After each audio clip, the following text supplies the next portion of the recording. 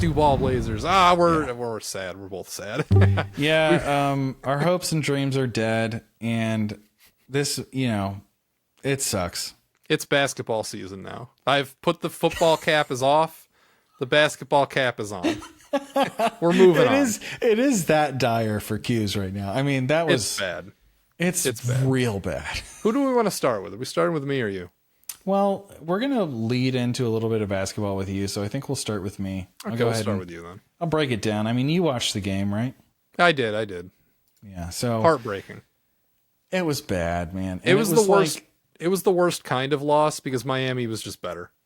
They were just way better. It wasn't like a this play or that play. It was like, no, Miami was just a better team.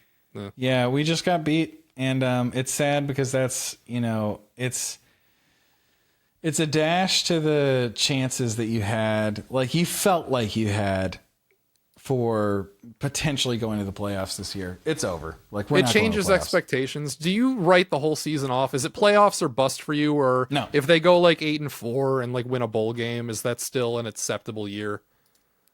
I mean, after a 2-10 season, hell yeah. Yeah. Okay. That's okay. Well, not all fans the think thing like is you, though, some... like you have to wonder how the team's going to respond. Like the final score, I think, was 28-22, but that's wasn't close. No, all of those fourth quarter points, Miami just had, like, they knew we didn't physically have enough time. Yeah. And so that's all that was. But I think it is important, not for like, because I think it makes a difference, but because I think it helps cope if you're a player a little bit. Like, it's like, hey, 6-point loss. Yeah. Okay. Like, I'm just doesn't like, look that bad. Last year we would have just rolled over and it would have been 100-0. Like, so, Sure. So honestly, like, I'll take that they had some heart and they still fought all the way to the end. Like, that's an improvement over last year for me. Now, what's weird though, is that it makes this upcoming game against Pitt weirdly important and relevant. We both have the same next game. Really? We both play Pitt next. Oh, well, yeah. All right. Yeah. So Pitt lost a pretty bad West Virginia team, but they looked pretty good recently. Yeah. And like they can score a lot of points. They switched quarterbacks. Yeah. They switched quarterbacks is what happened. Yep. Something Syracuse should think about doing. But yeah, if we lose to Pitt though, that's really tough. long string of ACC losses. It'll be since Cal. Really, since Cal last year, you'll be 3-3 if you lose to Pitt, but you got Stanford next, so you got to figure that's probably a win, even though it's away. Then you get Wake. Yeah, so you get two probably wins. The thing is Virginia's pretty good this year actually, but yeah, it would not be outside of the realm of possibility to lose to any of our remaining games. We could theoretically lose every remaining game on our schedule. I don't think you're going to lose to Wake or Stanford or Virginia Tech. I think you got three pretty solid, not quite in the bag, but like pretty likely wins. Like we could also, like, I would not be like utterly shocked if we won out, because I feel like our three toughest games are done. Virginia and Alabama and Miami. I think those are your three toughest games on this schedule. Now, Florida and Clemson, it's going to be a battle for sure. So the window's still open for the playoffs then. If they win out and they win the ACC championship, then they're in. They will not win the ACC championship because they won't get an invite to the ACC championship with 2 ACC losses. I don't see that happening. Yeah, you're right. It's unlikely, isn't it? So we're not going to the playoff. But like, if you're sitting there at the end of the season 10-2 and your only losses are to a Miami team that might be number one in the country, and a Friday night loss to Virginia and Charlottesville or whatever, that's not bad. Like that, I think you look back and you feel amazing. And also, awesome year. You look forward to like, what can we put together for next year? However, there's another narrative, and it's we lose to Pitt at home and Okay. suddenly the temperature of Mike's seat is ratcheted up again, and everything's in question, and no one knows what's going on. Like, it's crazy how much like this Pitt game it has become the most important game of this season for the Florida State Seminoles. If they go 6-6, does your coach get fired, do you think? Oh yeah. Really? Not at the end of the season. Not at the end of the season, but like as soon as they could afford it, he'd be gone. Well, what does that mean? Like, what as soon as they can afford it? How long do they have to keep him? Probably another year at least. Oh, well, then it all matter. Well, then this year doesn't matter. He'll lose every game this year, and then if they do well next year, he'll stay. I don't know, man. I don't think so. This is DJU's last year, not DJU. This is Castellanos' last year, right? You have to find Technically, another quarterback if he next really year. wanted to come back, he technically probably could. He would just have to appeal. Oh, Because okay. they changed the rule that bowl games don't count towards your redshirt eligibility. So like if you had 4 games and then the 5th was a bowl game. Yeah. And they changed that the year he played. Like it was the year that they changed it at the end of that year. So if he appealed, they've been pretty consistent about giving. Yeah, that he could get one. Okay. But I don't know what he's going to want to do. And Well, he's also not our an NFL player. No, and the other thing is our backup quarterback though looks really good actually. Well, against East Texas A&M and Kent State. Yeah, but Gus was really excited about him and he perks up about him, and I trust his. Our coach was pretty excited about a certain quarterback and perked up about him too. So Well, I trust Gus's ability to evaluate players okay. with his experience and everything. Like, and it was one of those. It was one of those things where like you could just see like he's clearly better at passing the ball. Okay. You know what I mean? Yeah. Like, and he's pretty quick, but like, that's the thing. Like, that would be up to them to decide. They know more than we do as fans. Like, I always do think it's kind of funny. Like, generally coaches know more, but in something like the Q's situation, you're like, but I mean, like, come on, at least show us, right? But you know, I'm not like doom and gloom. I'll be worried though if we lose to Pitt. So this is a weirdly pivotal big game, I think. Yeah. Pitt's And a good that's the thing, program. too, It's like- not a gimme. So many times, like I feel like in my life, I've felt pretty good at the midway point of the season, and it seems like we're probably going to beat Florida and Clemson or like our rivals or anything. Yeah. Man, it would just suck so hard to lose to both. Like I would take a Pitt loss right here if it guaranteed a win over Florida and Clemson. You never know against either one of them. Like Clemson, I think they're in the process of getting their shit together. Exactly. They're going to have it together by the time they face us, and they're going to play hard. They're going to finish with 8 or 9 wins. It's not going to be a travesty for them. Florida, I don't know though. Florida might go off the rails. Well, they just beat Texas. Texas sucks. They do. You know what we have to talk about though? We have to talk about at least a little bit UCLA. Oh yeah. They fired their coach and then they beat Penn State. That might be the most inexplicable, unbelievable loss I've ever seen for Penn State. Oh yeah, from Penn State. Yeah, I was gonna say I can think of a few just like inexplicable. This like team. I beat that saw, team. I screenshotted before that game even happened, like an ESPN post about how UCLA had not led for a single second of the entire season. A weird red flag with that game, which should have alerted people that something was up. Penn State was only like a 20-point favorite. I say only 20. That's a red 20's flag. points, but 20. Don't get me wrong, 20 is a lot of points. But a mismatch like this, I would have expected more. I don't know how closely you follow point spreads, but I don't. I don't usually gamble. like in college they can get pretty wacky. They can get into like the 40s. If it's like a real mismatch, and I felt like on paper this was almost one of those, but they didn't really like Vegas didn't really agree. They're like about 20. So like Cuse was a 20-point underdog to SMU. Do these feel the same? Do those feel like they feel like equivalent matchups? Like the way UCLA looked going to Penn State and us looking to SMU. Well, maybe it is, but all I'm I just don't saying, like, I don't know. Before even the game happened, I think there was some weirdness in the air about it. But it's so bizarre that they actually. I wish I watched the game. I don't have much to say because I didn't see any of the game. Just saw the score. I went back and I watched like the condensed game. Okay. And it was awesome. I thought it was really funny too that like after the game, like you found out that they were having all kinds of communication issues because their interim head coach didn't know how to use the headset. And so he was like, he was calling plays and it was like up there. It's like, like they're Hell yeah.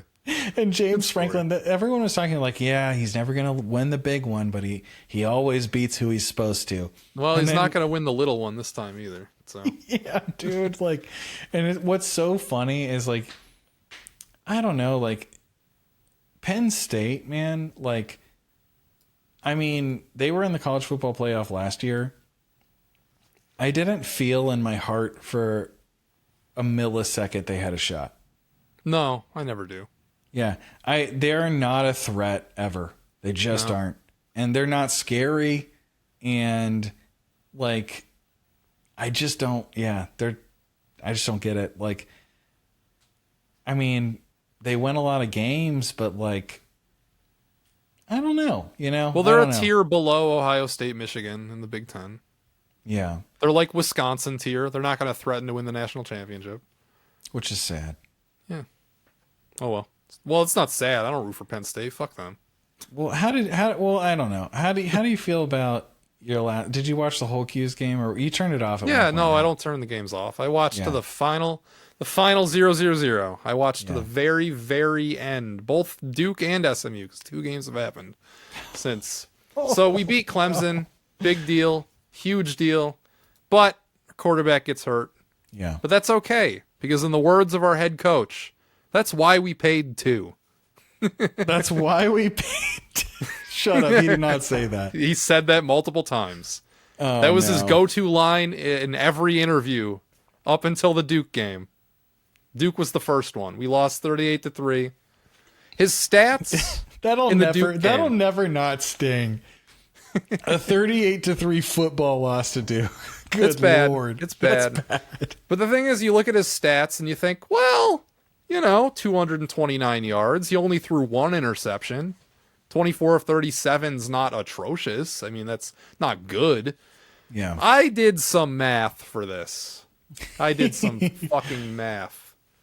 So, our quarterback, Ricky Collins, had 221 total yards against Duke. Which, that's not good. But, like, you've seen worse, right? Yeah. How many of that was in the fourth quarter? When Duke was already up 28-3 or 38-3. I'm gonna guess over half. 126 of them. So yeah, over half. Wow. This is total yardage, and he also had a passing and a rushing. No, we didn't score any touchdowns against Duke. We didn't score any touchdowns against Duke. Garbage time. Yeah. He proved to me in that game that when Duke is in really soft zone coverage and they already won the game with probably backups on the field, he can hit the guys when they're wide open and there's no pressure. He can do it. He can find them then. It's just in any situation where there's any kind of coverage or there's any pressure on him, he can't get the ball to him. Yeah, and just can't quite, as he would prove in the SMU game, even then it's not enough. So you look at the score of the SMU game and it wasn't as bad on paper, but in many ways it was way worse. Oh, we only lost 18-31, which on paper looks fine. But I actually have eyes and I watched the game. This is a game on paper, where that's a point more than Alabama scored against Florida State in the opener, and it was 17-31. This is a game SMU was trying to lose the entire second half. They were imploding. They were playing like shit. They were giving us the game away.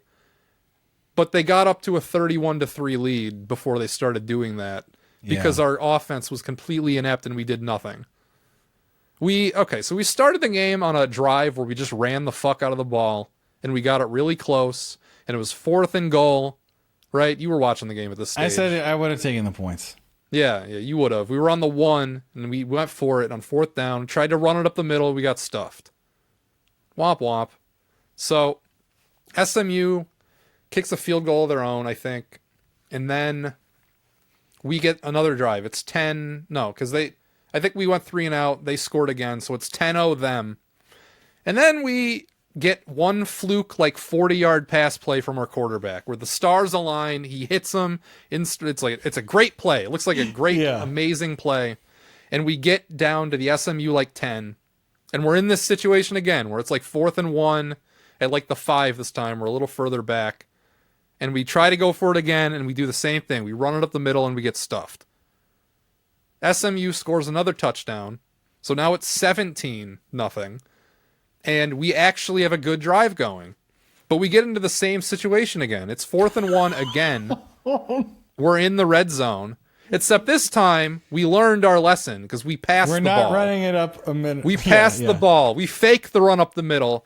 And our running back is so open. He is so wide open in the flat. To our quarterback's left. He is the most open you'll ever see a football player in a college football game. We paid two. All he has to do is throw a pass he's not even in front of the line of scrimmage. He's behind the line of scrimmage still. Yeah. He's not even that far away from the quarterback. Why? Like, not even a defender, like, in the frame. Like, easy walking. He can moonwalk in. He catches this ball. How close do you think the pass is? Well, first off, he doesn't complete it. We don't score a touchdown. Mm-hmm. It's 4th and 1. Throws the flat. It's not even fucking near it's like 8 yards in front of him. It's not even fucking in the same universe. See, I wasn't watching at this point. I only watched the very beginning of the game. He could have thrown the softest layup, like Teletubby pass to him, taken his time. He wasn't under pressure, really, because they were they sold the run. It's not like he had a bunch of guys in his face. He just saw he was open, panicked, whipped a fucking, like, million-mile-an-hour fastball. Nowhere near him. Not even fucking close. He could have been 7'5" and jumped as tall as he could, and he wouldn't have been able to catch the fucking pass. On 4th down, on the easiest fucking touchdown you'll ever see. Man. Completely just couldn't miss him any worse. The commentators were Wes Durham and the Dazzler, Steve Adazio. And Adazio was trying to soft pedal like his performance the whole game. He was trying to be nice, but on that play he couldn't be nice. He's like, "Oh no, you got to make that throw." Oh, wow, that was his reaction to that play. Oh, you're killing me, dude. It's a key moment in the game. Like, it could be 17-7. If it's 17-7 when SMU starts giving away the game, then maybe we have a chance. But it wasn't. So, in the second half, SMU throws a really bad interception. Like, our quarterback levels of interception. Just straight to our defensive back. He gets a good return out of it. We're set up shop, ball at like the 15. Mm-hmm. In the first play, we give it right back. We throw an interception. We throw an equally bad interception where our quarterback just stares at one receiver for like 6 seconds. I know. He just... Why does that happen so often? It sucks. It gets even better. You're in the middle of a terrible football game. It gets even better because SMU is now pinned at their own like 3. So they're not like as close to the goal line as they were earlier when we didn't get it on 4th and goal. They're at like the 3. Yeah. So they try and run it with their like running back out of the shotgun. And instead of just going forward like a normal human being, he tries to fucking bounce it to the outside in his own end zone. And we get a safety. Because their stupid running back tried to go around the outside of the line instead of just going forward. He lost like 5 yards. He didn't even get close to getting out. So we actually get the ball back. But of course, we don't fucking do anything with it. Yeah. So, like... That's so frustrating. You have so many chances, and you just... Here's the stats for SMU. He ended up with 336 total yards. That's pretty good, right? I mean, if you look at the completion percentage, it's dog shit. That's another tab. Where's that? He was 22-45, 1 touchdown, 3 interceptions. So that's not great, but 336 total yards. How many were in the fourth quarter? Of the 336, how many are in the fourth quarter? I cheated a little bit on this one because one of the drives started with like a minute and a half left in the third, and I counted that. 200? 159. Okay. And his both his touchdowns. He had a passing and a rushing touchdown. Gotcha. Both in the fourth quarter. I mean, it was over at that point. We scored 2 garbage time touchdowns and a safety when it was already 31-3. But yeah, I mean, they almost let us have an onside kick after that too. Our player got both hands on the ball and he just didn't grab it. And we tried 3 onside kicks in a row against Miami and we didn't get them. Yeah, they're tough to get. They're tough. Yeah. But I'm saying like SMU gifted us one because we got the right bounce. Our guy could have grabbed the ball. It just went whoop out of his hands. So yeah, I mean, our quarterback, you can tell when he's just a dud. He can't make any play. The only time he can make plays is when the conditions are absolutely perfect. There's no pressure and they're in really soft coverage. That's it. That's the only time it really ever works. He had 2 plays where he hit a guy in stride right up the seam, where they just run. It's like the slot guy just kind of runs in a straight line. He made that throw twice. So that's positive. We could build on that, I guess. But he's totally just a one read. Always throws it to the first guy. We've seen he's thrown 5 interceptions across these 2 games. Well, no. One of them was against Colgate. And that was the worst interception because I don't even know who he was throwing it to on our team in that game. Yeah, but he just threw it straight to that dude. It's ridiculous. You can't, the thing is, he has the physical tools. He's an okay runner. We don't run design quarterback runs, but when there was space against SMU, he took it and he got a few first downs that way. He ended up with 57 rushing yards and a touchdown. The touchdown was pretty nice. He was under a little bit of pressure. It was a bit of a blitz, and he, sometimes that happens in that play. You step up and the middle of the field is just open. Yeah. That's what happened. He took it, he ran. He's quick enough, he got the touchdown. Good for him. That was a good play. But every 4th or 5th play with him is an absolute disaster. Where he just either throws it right to the other team, or he lost 2 fumbles too. I didn't even mention that. He got sack, lost 2 fumbles. So that's not good. No. He took a really bad sack where he broke a bunch of tackles and then ran backwards, and we lost 15 yards. So that sucked. He should have just thrown it away. He doesn't have feel for the game. You can't fix that. In my experience, there are some quarterbacks where you see and it's oh, okay. Well, I mean, maybe he's not putting results on the field right now, but we can build on this. Yeah. I don't see that with him at all. I don't see how we could fix anything he's doing because the problems are just, it's consistency. If you can't put 2 plays together and you don't look at more than one receiver, I never see quarterbacks get better at that. Mm-hmm. So yeah, everybody is now claiming for him to get benched. Even the people who were defending him after the Duke game are not anymore.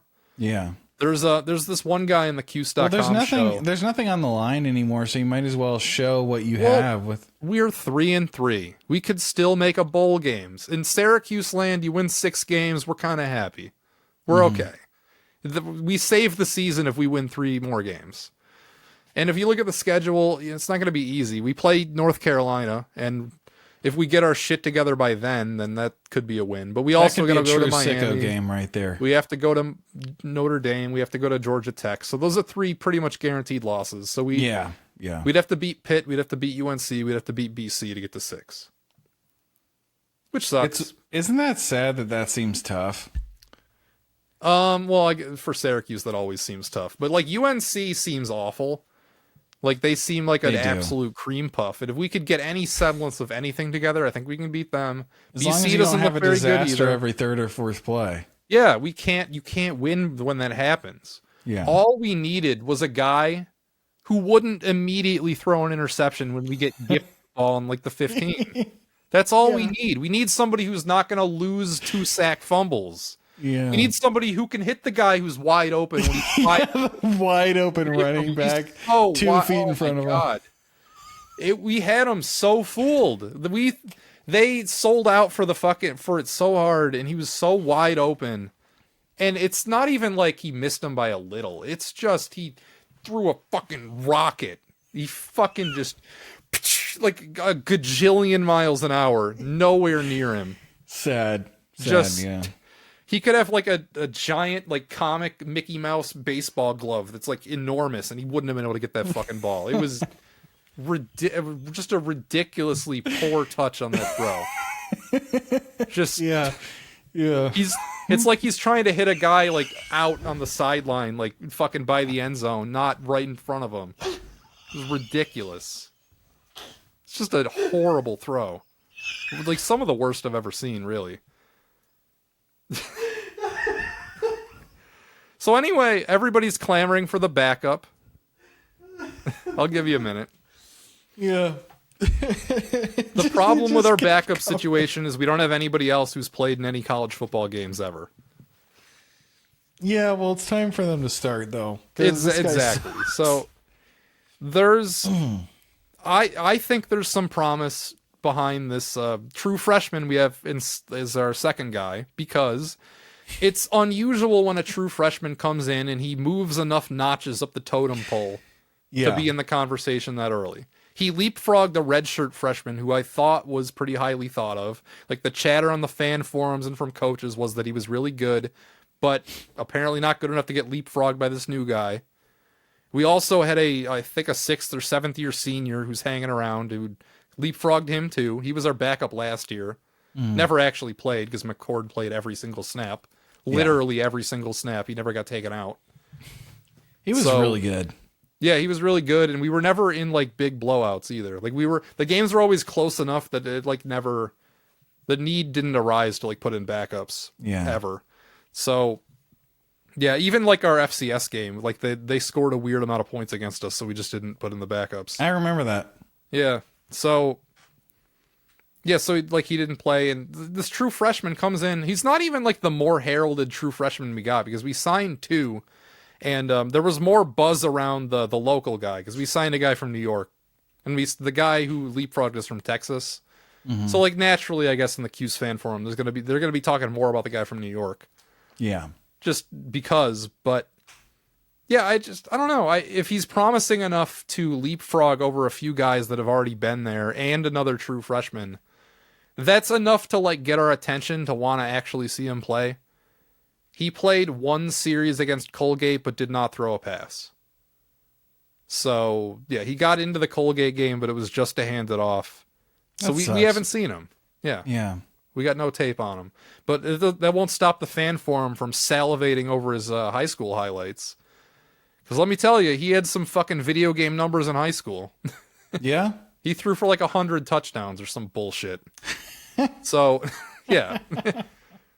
I mean, I don't know what the level of competition he was playing. I don't know how the high school system works in Texas. Well, you got to think that he'd be able to make that throw to the running back. Oh, yeah. I think pretty much every quarterback I've seen like at Syracuse, and I've seen some bad ones, I think they all make that throw. Yeah. It's the easiest throw you get. He can't make those. Like, consistently he misses the guys in the flat, though. That's not the only time he missed the running back. That was the worst one because it was just a fucking panic laser. But he misses the running back on that route all the time. And that's a throw you need to have. Yeah. Because they leave it open. Like, when the defense plays off a little and the running back's just open for those easy yards. No, he can't hit it. You need those easy yards, and we just never get it. They know he can't hit it, so they leave it. Yeah, he can't hit it. He doesn't. He never does. Well, not never. I'm sure like he has a couple times, but he misses it enough that I notice that like when I see that he's going to the running back, I'm not confident that this is going to result in him catching it and getting some yards. Yeah. The mark of like another bad quarterback is even when he completes the pass, it's never clean. It's always like the receiver's open, but he has to stop and wait for the ball, or like it's behind him and he's got to do a weird adjustment. That's kind of what I was saying about our backup before, like when we were playing, like it was just so clean. Like, that's what made me feel like our backup's actually pretty good. Like I'm okay with this guy. Like, and then after that, we put in our other guy, Brock Glenn, who has been with us for a while. Yeah, I know Brock Glenn. And the offense immediately stalled. Yeah. Even against, an FCS school, basically, it was just like, oh yeah, things are really slowed down with this guy, huh? Not with Sperry. Sperry's good. Everybody is mad on the shows. They're like, this could not have been a close competition because they were keeping it secret who the starter was, and they were saying all through the preseason, oh, it's really close. Yeah, we don't know who really the starter's close. going to be.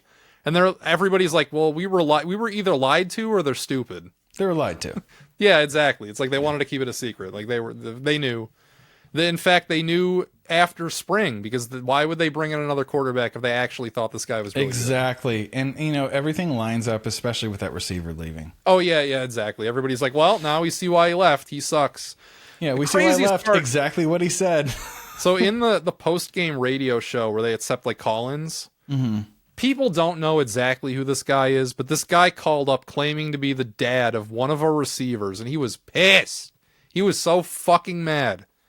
He was like, my son, you get this fucking bum at quarterback, you keep my son out of the league. Just like fucking, just a really trashy phone call, but like everything he said was true. Yeah. Yeah. He's like, the quarterback he sucks. and he's not getting your kid the ball. Yep. Yeah, he sucks for sure. It was exactly as that other wide receiver said. Exactly.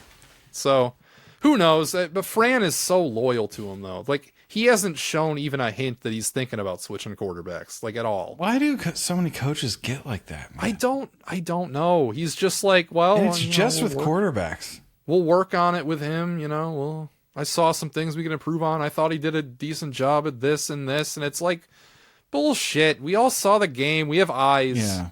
You have to know, too. He sucks. I don't care if this will like ruin your relationship with him. And this is the point that all the Syracuse shows have been making. They're like, if you switch quarterbacks now, you lose Ricky. You can't go back and he's gone. And I'm like, well, who fucking cares if that guy stays? He sucks. We just lost a game where I think with even like a C- quarterback play, we win. Yeah. SMU looked like shit. SMU looked horrible. SMU wanted us to win the game, and they were giving it away. And but you said the refs were on your side. The refs were on our side. What was the penalty thing? We had so many less penalties than them. Oh, no, that was against Duke. SMU was pretty even. Duke, the refs were on our side. They had like 150 penalty yards or some shit, and it didn't matter. We still lost 38-3. Yeah. SMU was like, no, they didn't throw a lot of penalties in general.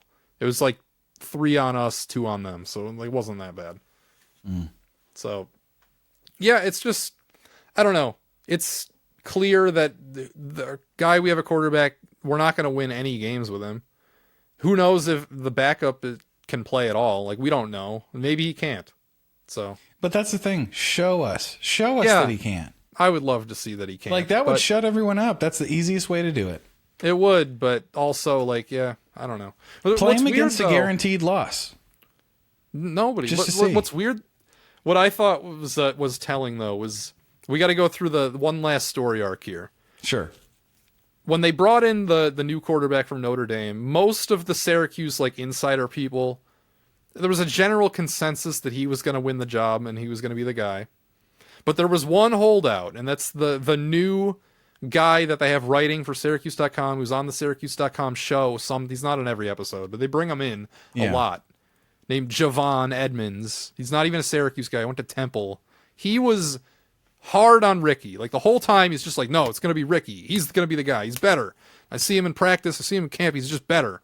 And he was so set on him being the starter, and he didn't win the job. Yeah. And then, like, after the first Duke game, he was defending him really hard. He was making all these excuses and, like, saying, oh, yeah, but, like, Angeli didn't look that good against Tennessee. And, give time Tennessee. to do this. And, it's Duke. Yeah, exactly. It's like, well, that's another thing. That's another wrinkle into this whole thing. Fucking SMU, was literally last place in pass defense. They were 136. That's how many teams there are. They were last place going into this game, and we still couldn't do anything until they backed off in the fourth quarter. Man, it's dire, isn't it? It sucks, man. Yeah. I mean, I've lived through a lot of bad Syracuse quarterbacks. I've lived through this exact season before where it starts promising and then our quarterback gets hurt and then we don't win again. That's happened before. That's happened a few times. But this one, this feels different because I felt like we actually had a good team and a good quarterback. We had like a proven, I think, good thing going. Mm-hmm. And it's like building off momentum from last year where we won 10 games. It's like in 2017, we went 4-8 like 4 years in a row. So like nobody would have believed that team was any good. Yeah. Because that was the last time we beat Clemson. We beat them and then our quarterback got hurt and we lost every other game. It was the same story as this year. Except that year, to Dino's credit, he tried out like 4 different quarterbacks for the rest of the year. He didn't stick with one guy who obviously sucked. He shuffled them in and out. He tried. He tried. He at least showed us that the backups weren't any better. Yeah. Yeah. Then you know. And then yeah, exactly. So, but also like the thing is like even if a quarterback doesn't look like amazing in practice or camp, it doesn't mean that in a real game time situation they can't rise. Different. Yeah, because like sometimes quarterbacks look amazing in practice. Yeah, and then they just shit their pants when it comes to an actual game. It's a different environment. Yeah. Yeah. I mean, I see totally this different. like just playing basketball. Like I always thought I was a lot better than a game than I was in practice. Just I don't know if it was true. I mean, it was true, but I always thought that. But like I don't know. It's so much different when you're actually playing a game. Mm-hmm. I don't know about football. I never played football, so who knows? I don't know. Cuse's season's it's likely over, unless he's. The only way I could see us winning games is just like the defense has to play really, really well, and we got to run the ball really, really well. And if anything we proved against SMU is that, especially in short yardage situations, we're not going to run the ball that well. Yeah. 4th and 1, we're going to get stuffed. Yep. Our coach's son is our fullback. Like, whatever. It fucking doesn't work. I'm not kidding. He is. Oh, no. Fran Brown Jr. is our fullback. Wow. He's also our long snapper. So, they got him a job cool. anywhere he could get it. Yeah. That's cool. So. You know what? Right, so I think that's, should we call it? Yeah. I mean, I don't know. We could preview basketball some other time. Well, when does it start? When does basketball season start? It starts, I think, the 18th for Cuse. I think we should do it now. But like, could we do a shorter one? Yeah, sure. Okay. I didn't scout a lot of Florida State, so I don't know what the fuck. That's fine. I did have notes on them. I don't know where they were. I didn't like take extensive. I think I just sent them to you. Mm-hmm. All right, let me bring up my notes here. Yay, it's almost basketball season. Woo! You excited? I know you don't care. You don't care. Not really. Not really. No. Yeah. Let me look at Florida State's roster. I'll give you a rundown because Florida State basketball roster. Because I remember I looked at least all of your transfers coming in. Because these days in basketball, it's a whole new team every year. Yeah. And you guys were no exception. I think you had 9 new players. You had 9 turnover, which is a lot for basketball. Yeah. Who did you have that was interesting? You had like a 7-foot guy from Russia. He looked pretty rough though in the highlights I was seeing. He looked like movementally challenged. Yeah. I mean, 7 foot. Yeah. He looked pretty skinny and like he didn't move that well to me. Is he even on the roster? What the fuck? I don't even see him. Did he not make it to Florida State? Damn. Well, shit. All right, this is a bad segment. Never mind. Okay, you know what? Let's do a real one next time. Sure. Yeah. Let me actually look into it a little bit myself for Florida State. Let me see what they're saying. Yeah, I don't know. But yeah, it's 2. I gotta go. I gotta work. All right. I'll exhausted. let you go. We'll.